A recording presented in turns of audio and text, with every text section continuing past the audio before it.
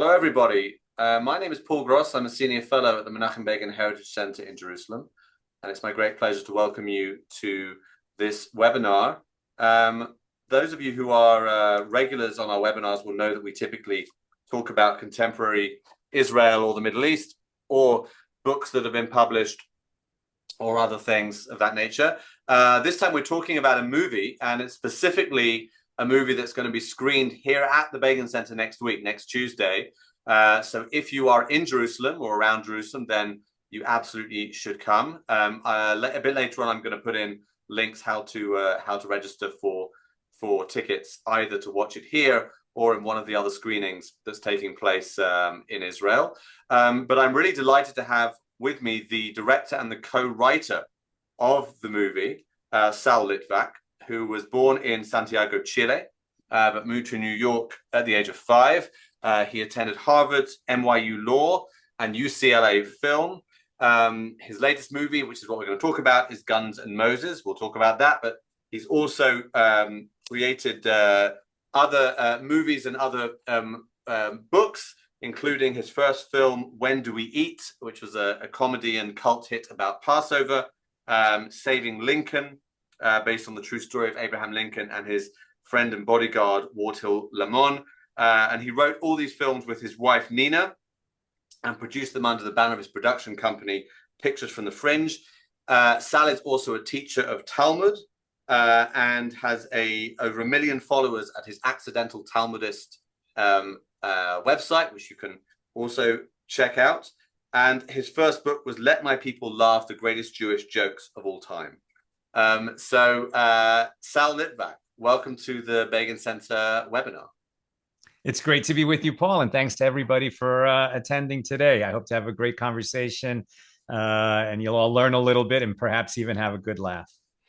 That would be great. So I'm going to talk with Sal for 30 minutes or so, and then if any of you have questions that you want to put to him, you can write them in the Q&A.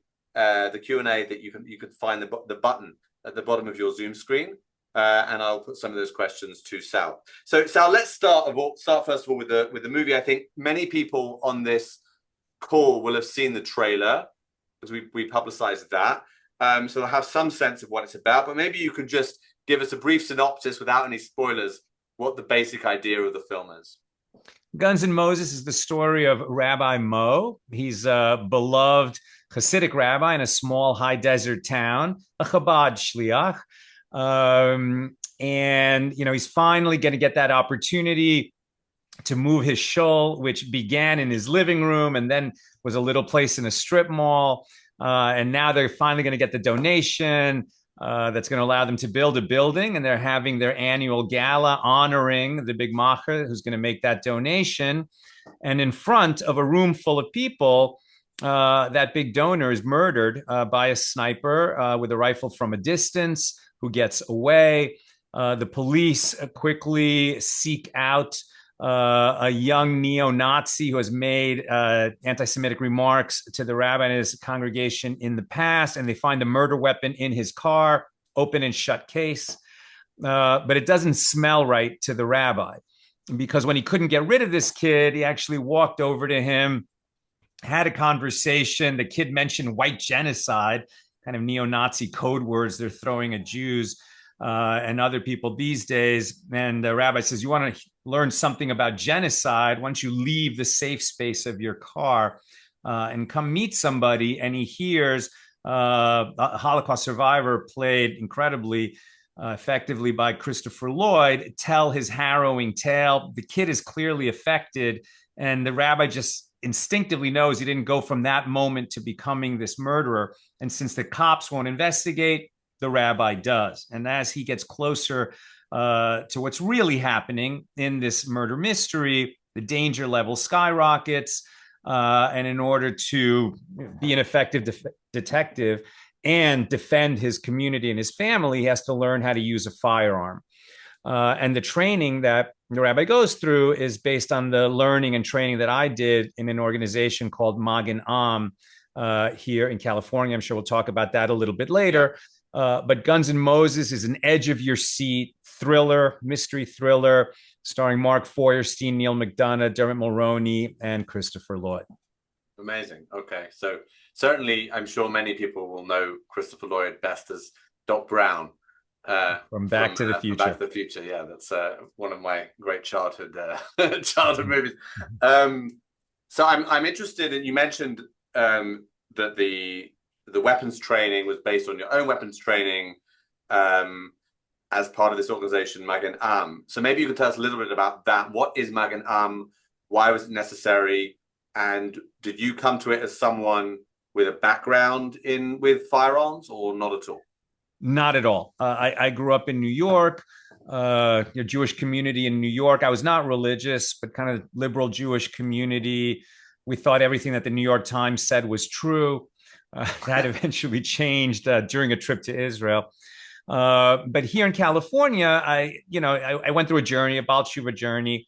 And as I became religious and Orthodox and walking to shul on Shabbos, wearing a black suit and a black hat, in our community where we're visibly Jewish, we've been aware for quite some time that the danger level has been rising. I mean, there have been real attacks on Jews around the world.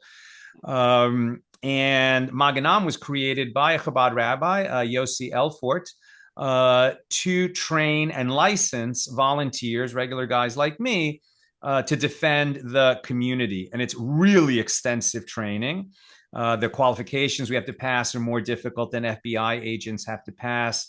And I always tell people, in this time of rising danger, if you think you want to be a shomer, a defender of your community, and you're going to purchase a firearm, good, wonderful. But if you purchase it and put it in a drawer and think you are ready to protect people, you're not. I mean, it really is very difficult to shoot straight under pressure, to be safe and effective when people need you, if you don't have tremendous, extensive training to build that muscle memory. And it's interesting that in our movie, when Rabbi Mo learns to shoot, it's training from the real world. And that's very unusual and unprecedented, really, in Hollywood, where many times a guy doesn't know how to shoot, has to learn how to shoot. And what does Hollywood do? It's 5 tin cans on a fence. He misses the first one, he hits the next 4, and then he's a dead shot.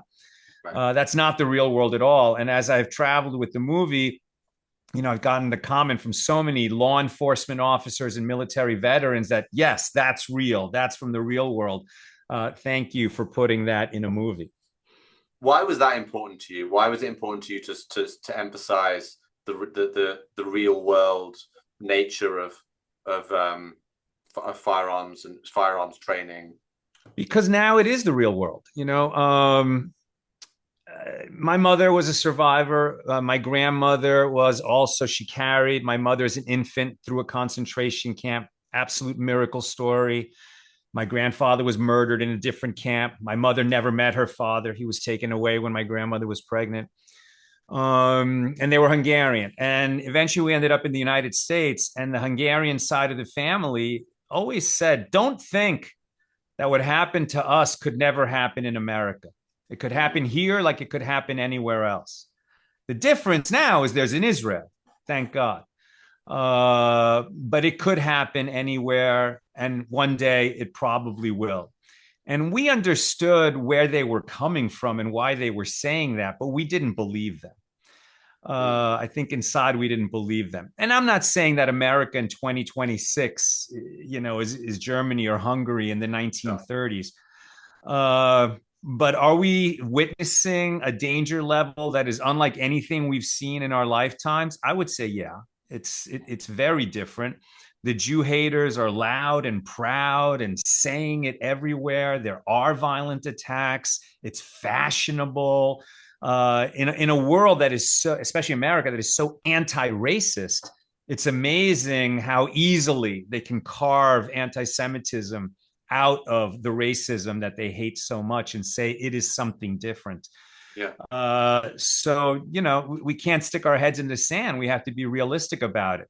I think this is also an incredibly beautiful time, a wonderful time to be a Jew, to be a proud Jew, to connect with Torah, to have Shabbos dinners, and if you know somebody who wouldn't be at a Shabbos dinner, if you didn't invite him to your Shabbos dinner, invite him to your Shabbos dinner. We need Jews to be connected to each other and to Judaism and to Torah more than ever before. But we also have to be realistic about the dangers that are out there. Right. And you mentioned the rise in anti-Semitism, and my assumption had been that the movie was one of the many responses that we've seen to October 7th. But then I learned that actually the project started before October 7th, and it's just turned out to be incredibly, pertinent to our moment without necessarily meaning to be initially. That was the impetus. For sure. The impetus was not October 7th. It was the shooting in Poway, right? That was the impetus. In Poway, California, in 2019. Yeah. So we conceived, wrote, and shot this movie before October 7th. And then the world went crazy. So yeah, like I said, I joined this organization, Magen Am. That was on our minds. Nina and I knew that we were going to that we would make a Jewish movie for our next project because we have this large audience at Accidental Talmudist, as you mentioned before. We share what's beautiful in Jewish wisdom. I teach a Daf Yomi class every day online. Nina writes a couple of words a week based on classic sources. I share the greatest Jewish jokes of all time. I'm on Instagram, Facebook. So we knew it. We have this core audience of Jews and people who are interested in the Jewish tradition. Probably half the people are not Jewish, but they really value our tradition and think it's absolutely beautiful. And I wanted to make a thriller. It's my favorite genre. And so as we were figuring out what the story would be, there was this tragic shooting in 2019 on the 8th day of Pesach in Poway, California. Woman, Lori Gilbert Kay, was murdered by a young neo-Nazi. The Chabad rabbi, Rabbi Goldstein, walked up to this kid and said, "Stop, stop." And he had his fingers shot off. And then the gun miraculously jammed, and the kid ran out and eventually was caught. I went down the next day. I attended Lori's funeral. I held Rabbi Goldstein's hands in mine. I interviewed him for our platform, Accidental Talmudist, and then watched him become a national figure, calling for mitzvahs in Lori's memory, that some light could come out of that darkness. And we're very moved. So Guns N' Moses is not the story of the Poway shooting, but that was definitely a strong inspiration for Rabbi Mo. And as he becomes a national figure calling for mitzvahs in the movie. And again, without giving away anything, or spoilers or anything like that, what's the best movies, people come away with a central message, and it seems pretty clear from what you said, and also just from what I've read about the movie and other things, that the message is, Jews need to be able to defend themselves. This is a moment where we can't, we can't necessarily rely on others to do it for us. We need to be ready. We need to be trained. These are unprecedented times, or certainly unprecedented for in recent years, let's say, recent times. Yeah, I would say that's one important message of the movie, and that Jews are strong and that we can defend ourselves, and we have to be responsible and accountable for that. But there's some other messages in the movie as well. One of them is a depiction of Jews as strong, not nebbishy, not neurotic, Jewish women as attractive and smart and a wonderful mate, Jewish family. Woody Allen isn't in the movie. Yeah, I love Woody Allen. I love Larry David. But there's other ways to be a Jew, and so these Hollywood stereotypes, it's really time to smash them. If Nina was with me, whenever we do appearances, she will speak on this very forcefully and passionately. That we need new images of Jews, strong Jews, beautiful Jewish women, kids, that are proud to be not just Jews, but a member of a Jewish family. And so it's really a different. What's that? And religious, which is yes, exactly. I mean, in fact, when Hollywood does religion, especially religious Jews, it's only to say that it's something they have to flee from because it's such a terrible, oppressive burden to be a religious Jew. And that is not, that is the opposite of what we're showing in Yeah, every that's it. way. That's interesting because when I think about, not that so many movies come to mind, but the ones that do, it's often about, as you say, the religious person who's struggling with their faith, and often the sort of great victory is that they find enlightenment and leave religion, right? Or that they Yeah. or And the that the Jewish rabbi boy marries a or non-Jewish the rabbi girl. married the rabbi marries a non-Jewish woman, and that's Yeah, also the message of kind of universalism versus the oppressive particularism of Judaism, which is so that's also exactly. a very interesting contrast in your. Yes.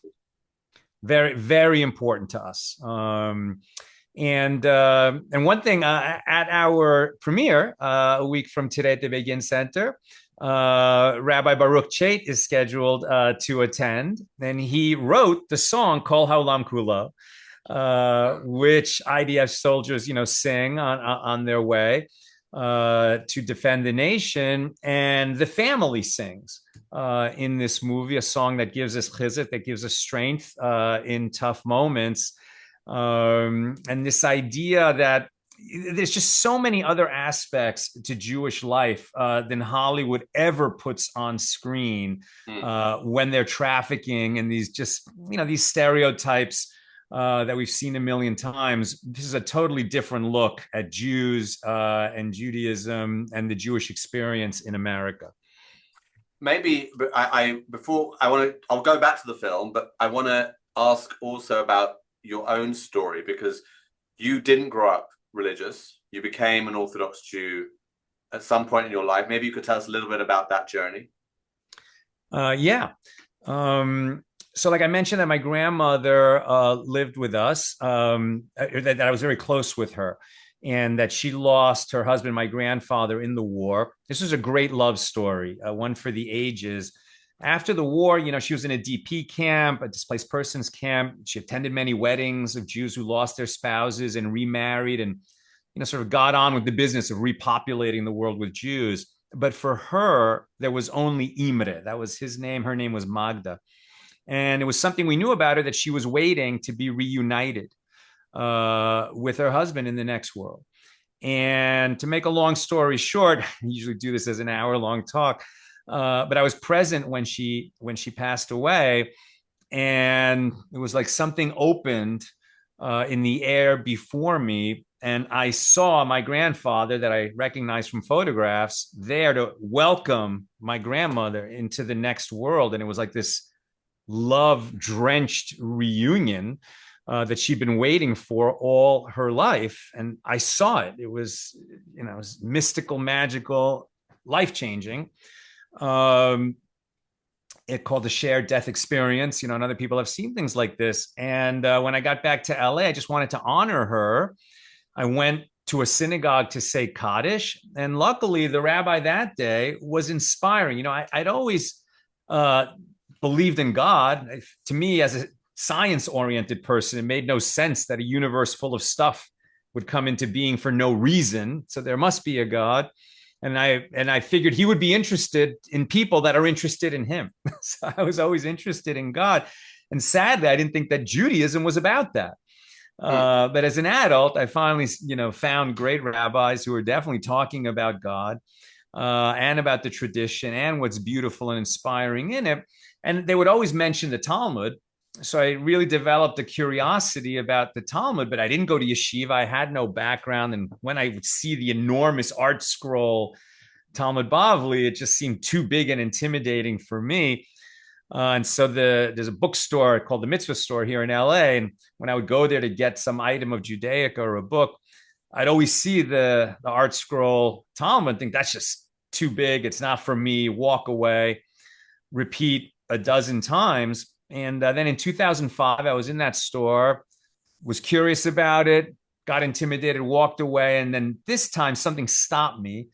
And I said, this is ridiculous. I went to Harvard. I was an English major. I went to law school, film school. My wife and I are book people. Our house is full of books. I'll just get book one of the Talmud and see what it's like.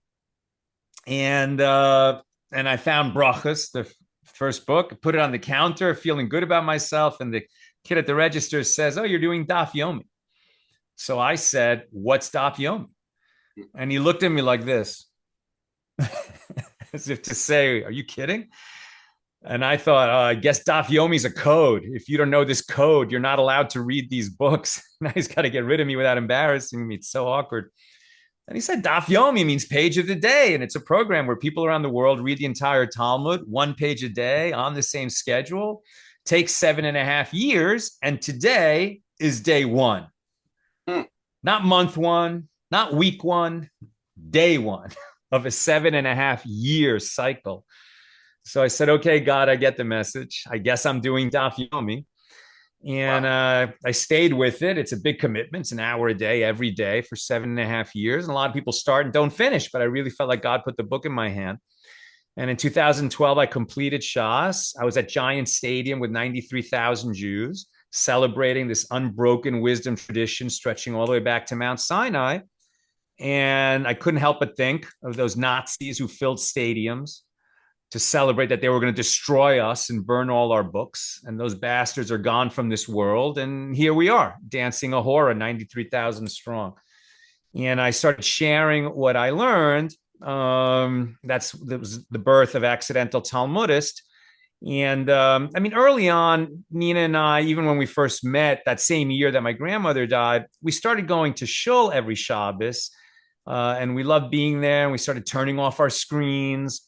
And it took a little bit of time to become fully Shomer Shabbos along the way, but definitely the studying and learning was part of that. You don't have to be Orthodox to do Daf Yomi. A lot of people are not. A lot of people aren't religious at all and are doing Daf Yomi. I actually interviewed Rav Steinsaltz before his passing in Jerusalem in 2014, and I told him this story.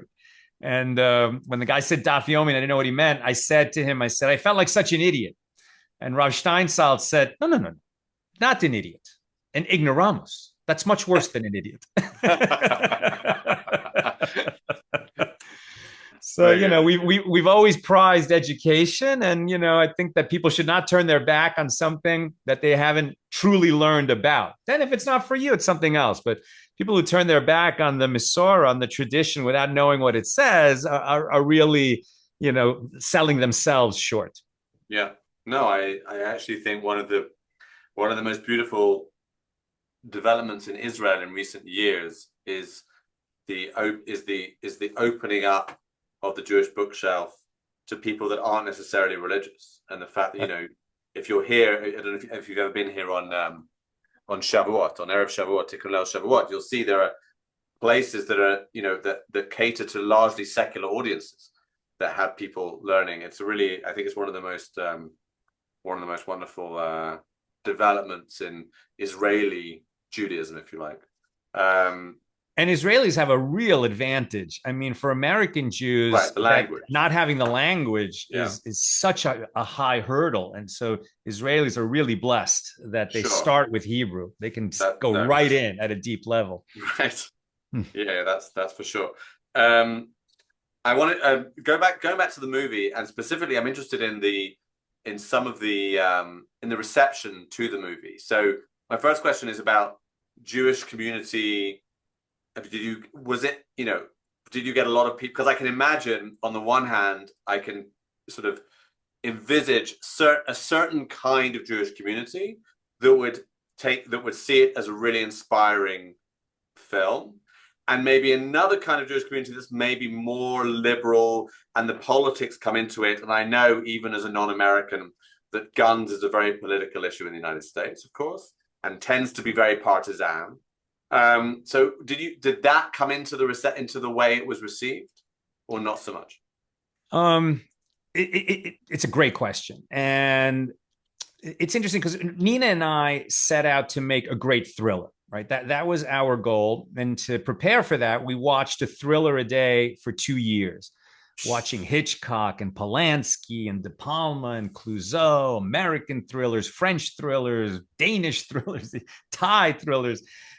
We really wanted to make a great movie, a great edge of your seat movie that could take its place on any list of the greatest thrillers of all time. And we put a rabbi at the center of it because that is actually a character that in 2026 is the only person who wears a black hat and a long black coat. Unironically, it's cinematic, but also it's something we know about, right? It's something that's very interesting to us, and that we could write with a real verisimilitude from the real world that maybe other people couldn't. It would just make that very original, fresh character. And this idea of Jewish danger and the response to being in danger and being strong and standing strong, that's obviously something we've always cared about.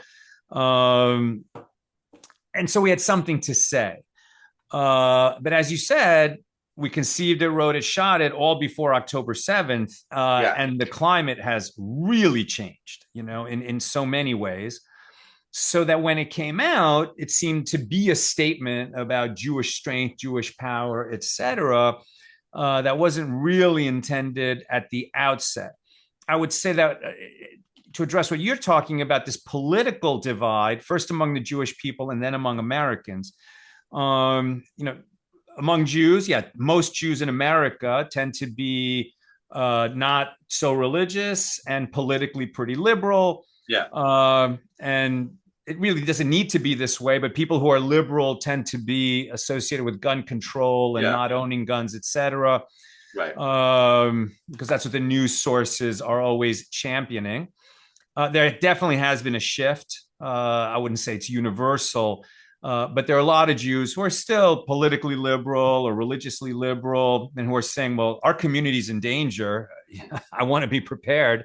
I'm the type of person that can learn how to use a weapon and use it safely. I'm going to go through that training and I'm going to arm myself. And it doesn't necessarily mean their politics have changed, but on that issue, they recognize that there is a need. And then, in the religious world, it does tend to be politically more conservative. And in the religious world in America, a lot of people own guns. And I think a lot of that has to do with what I said at the beginning. We're visibly Jewish. When you're walking around with a kippah on your head or a black suit, black hat, like you sense that the danger is real in a way that you might not if you're not. People can't just look at you and say that's a Jew. And then that broader question of just politics in America and guns also affects certainly the media. I told you I grew up in New York. I thought the New York Times always told the truth. That changed for me when I was in Jerusalem in 2014, and there was that terrorist attack in Har Nof, where 4 American rabbis were murdered during morning prayers by terrorists with hatchets. That was stopped by a Druze policeman who was mortally wounded, and another cop finally stopped it. It was terrible, absolutely terrible. I heard about it shortly after it happened. It was not far away from my hotel. And then we were all crying and watching the news. My Hebrew's not so good, so my Israeli producer was translating on the news for me. And then I wanted to hear it from an English station, so we switched over to BBC. And their little headline was Israeli security forces kill 2 Palestinians to describe that attack. I mean, it was just shocking. When you said the words BBC, my heart sank. So right. And then CNN, picked it up with a very similar type of banner headline at the bottom of the screen. The New York Times reported on it in a very similar way. And it's not news to Israelis that this world media is just ridiculously biased when it comes to Israel, certainly. And then I started thinking, well, if they're not telling the truth about Israel, what else are they not telling the truth about? And eventually I just became somebody who, if you want to know what's going on in the world, you have to read multiple news sources, period. You have to triangulate the truth and understand what is the bias of any source that you're getting your news from. And so now with our movie coming out, the movie does fantastic with audiences across the political spectrum. They enjoy the movie. It's a good, fun movie. And then if you're Jewish, it's going to also have all these resonating meanings. And again, whether you're liberal or conservative, it's going to resonate. But where we have trouble, we heard that the New York Times actually did give it a good review, and then that review was not published. Can you imagine this? because it was off narrative for them. And in the movie world, what the New York Times does is so important Of course, that a lot of other places followed suit. And so a movie like ours that started on 77 theaters, eventually we had 500 theaters.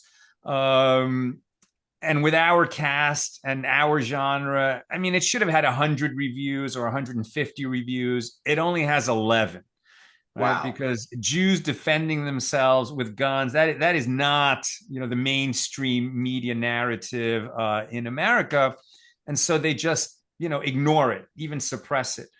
So on Rotten Tomatoes, we have a nice critic score, actually, a 73 from those 11 reviews. More important, though, we have a audience score in the 90s, over 90%, I think 92% of people who see it love this movie. But it's difficult to overcome, that media blackout. When you go on IMDb, if you look at our rating, it says something like 5.4. It sounds like a mediocre score. But then if you look at the actual graph, there's 100, 300, 400 people who give it a 10 out of 10, and maybe 100 people who give it a 1 out of 10. I mean, a 1 out of 10 is an incompetent student film made over a weekend that's unwatchable.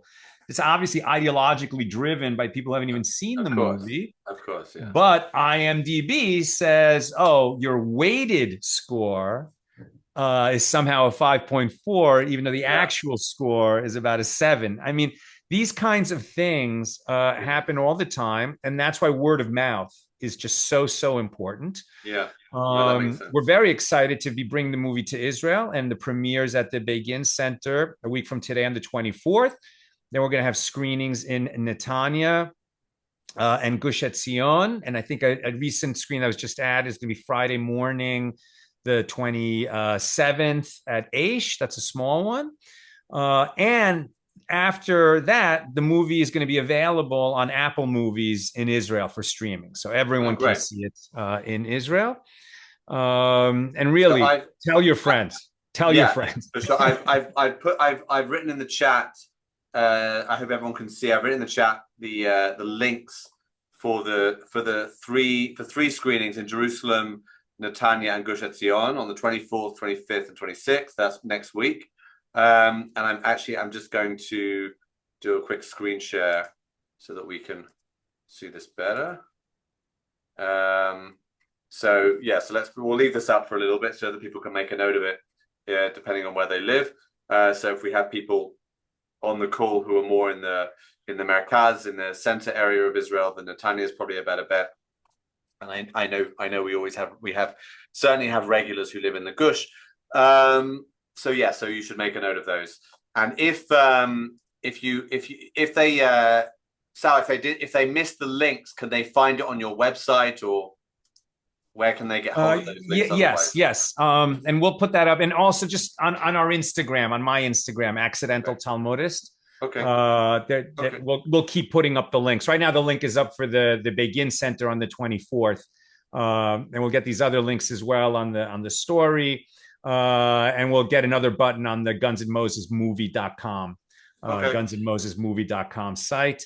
Very good. And if anyone on the call didn't get the links or can't note them down now for whatever reason, I have them all. And so I know a lot of people will have my email address or other people here at the Begin Center, so you can also contact us and we'll send you the details, of course, as well. And on the Begin Center tickets, Begin Center has the link as well. Yes, exactly. Okay, so I have another question or two, and then I want people to put questions in the Q&A. So please write some questions in if you have any. Sal, I asked about the reception in the Jewish community.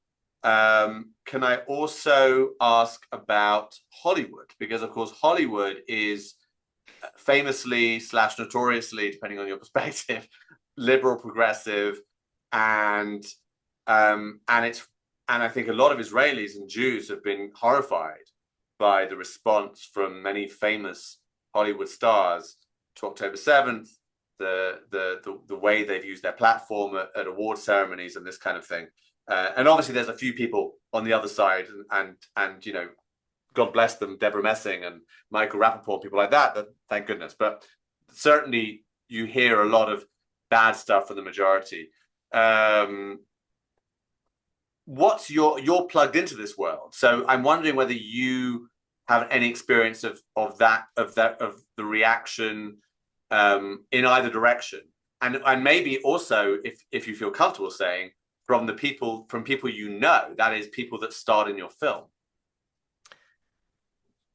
Okay, so I've never been a very smart political person, so I'll just be frank. You should go into Israeli politics. What can I say? Hollywood is a fear-driven and mostly godless town.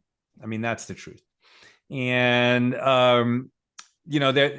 there's so many Jews who have massive careers, and really don't have anything to worry about, and will always get another movie. And yet, it seems like they're more afraid of what their interns will say than what is their obligation as a Jew and as a mensch. And so there's been a terrible silence among some really big names, who you think should have said something, standing up for Israel, since October 7th and for the Jewish people, and who've said nothing. We found some lovely friends among the non-Jews for sure.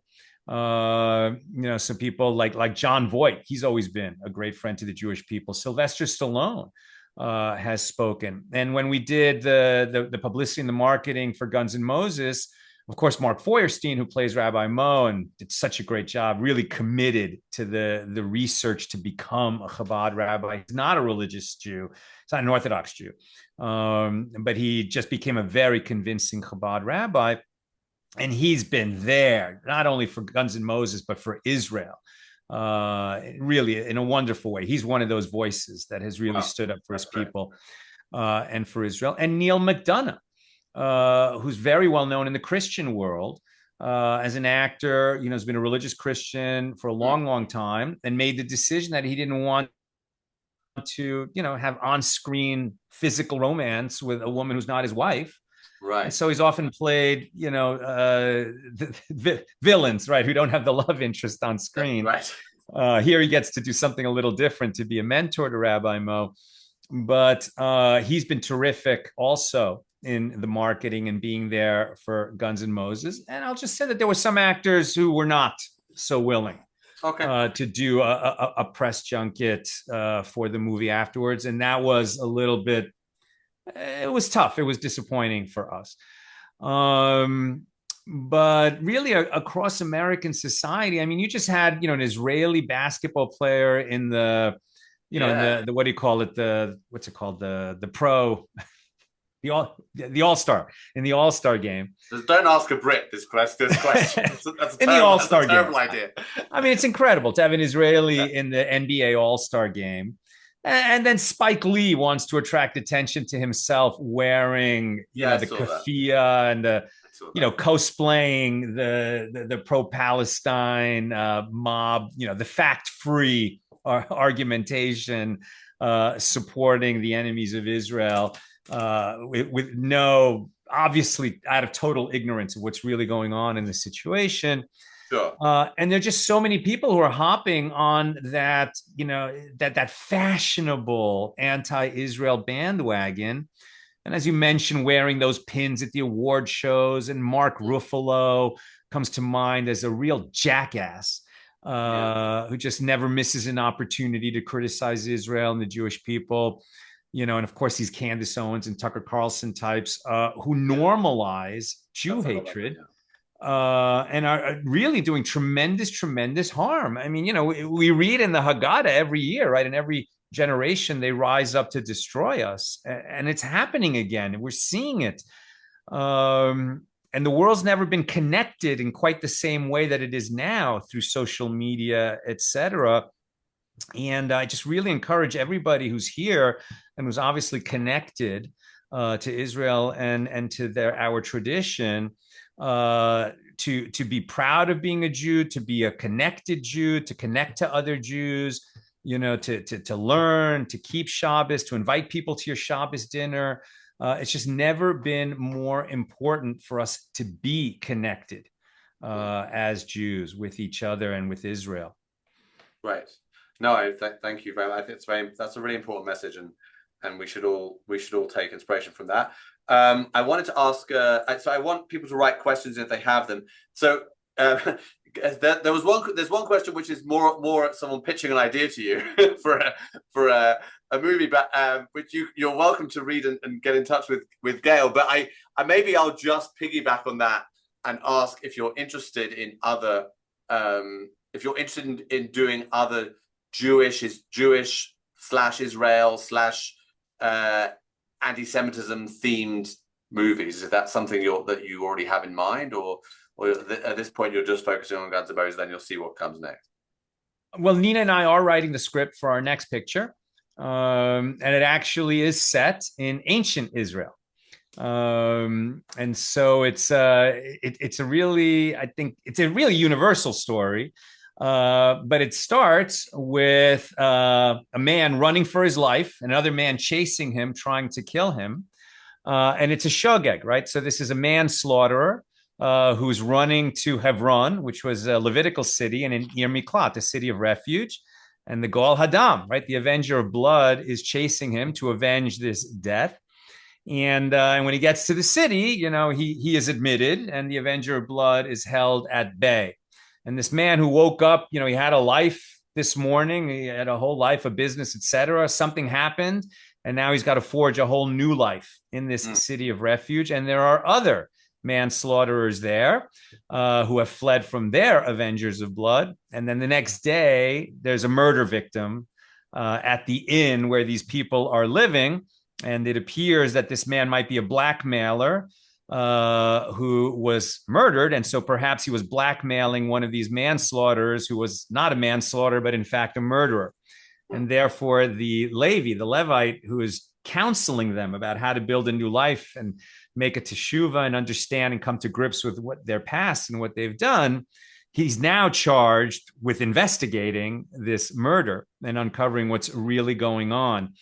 And what's great about it is it's a very modern type of story, but it's one that's only possible under that law, right? That Torah law of the city of refuge. You could almost imagine this as a sci-fi movie. Then Hollywood would jump at it, I'm sure. Some world that's the refuge world. Right. If you made it about, like not in the past, but in the future, but in some other civilization, yeah. Exactly. But in fact, we will show that apparently Jews lived in Israel thousands of years ago. There was some kind of a connection, the lifestyle. But it's really a very human story that happens to be set there. And God willing, we'll get to make it and even to shoot it in Israel. We'd love to do that. Right. No, that sounds great. Another thriller, albeit an older time period.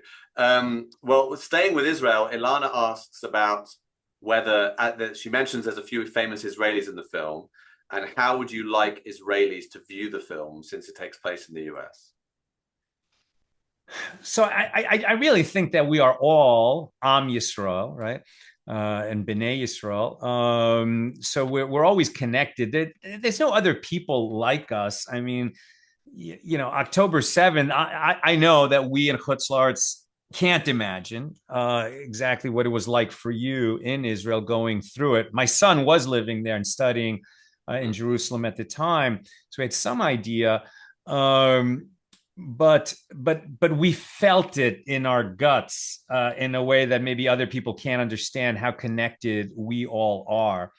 And I know that when things happen in America and in France and in England, in Manchester and at Bondi Beach, Israelis feel it too, because we are all one family. So I think that, seeing how Jews respond and meeting some Jews that you don't meet every day in Israel, that's always going to be interesting, right? Like, just like it's interesting to us to meet Jewish communities and see Jews functioning that we hadn't seen before is always fascinating to us. I think it'll be equally fascinating to Israelis, and being in danger and being strong and fighting back. I mean, obviously that's something that people get. When my father, so I was born in Chile, Santiago de Chile, My father and my grandfather were also born in Chile, and my great grandfather came from Ukraine.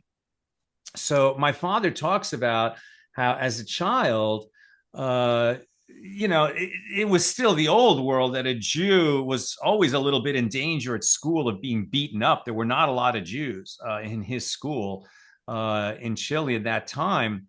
But the fact that there was an Israel and that there was an IDF and that IDF was kicking ass was huge. It was a huge thing for him growing up and connecting with it. He didn't get to visit Israel until he was an adult, but he went a bunch of times and even worked there. And just, we feel so connected to Israel, and we hope that you feel connected to us. And I think that Guns N' Moses really speaks to a universal Jewish experience. Yeah, I think it's interesting because I think for a lot of Israelis, I think culturally, the what you mentioned right at the beginning, the Nebuchadnezzar Jew, the Woody Allens, the Larry Davids. I mean, not that not to say that plenty of Israelis don't enjoy those films, but they don't. I think it's hard for Israelis to connect to them as part of the same. It's so different. It's such a different feel to it, and I think what's interesting with your movie is that it's kind of Israel. At least I imagine it that Israelis would look at it and say, "Oh yeah, that like the diaspora Jews get it. Like this is what you have to. This is unfortunately what you have to do. Like this is the reality, but because that's obviously the Israeli experience. But yeah, it's I think. And I think one thing that Israelis will enjoy is Alona Tal, who is a pretty well-known actress in Israel and has been working here in Hollywood. And she's now on a very big show. She's, there's something called a star meter on the Internet Movie Database. And right now hers is, I mean, just through the roof. She's one of the biggest stars in the world because she's on this, I think it's on Amazon Prime, a show called Cross. But in our movie, she plays a Rebbitzin, a Chabad Rebbitzin, who grew up in America. And so she has to do two things. She has to speak Hebrew like an American Chabad Rebbitzin, not an Israeli. And she has to handle an assault rifle like it's the first time she's picked one up, even though she served in the IDF. And she's just such a fine actress that she's entirely convincing in both of those tasks. That's amazing. That's amazing. Diane asks where one can purchase a Guns N' Moses cap. GunsNMosesMovie.com. We sell them, and you can get them in Israel too. There you go. Okay, so I think we'll leave it there. And Sal, I want to thank you very much for giving us some of your time. I know you're flying here in a few days. So we'll welcome you here in Yerushalayim at the Begin Center on the 24th, and then you'll be in Netanya on the 25th and Gush Etzion on the 26th. And those people should if they didn't get those links, as I said, they can get them from the Begin Center. They can get them from your website. Yeah, we'll have them up on gunsandmosesmovie.com shortly. And also they can follow me at Accidental Talmudist on Instagram, and Guns N' Moses Movie on Instagram as well. Fantastic. Okay. Thank you everyone for joining us, and for those watching the recording on YouTube as well. And we'll hopefully see at least some of you here next week. Thank you very much. Thanks a lot, Sal. Thank you. Bye.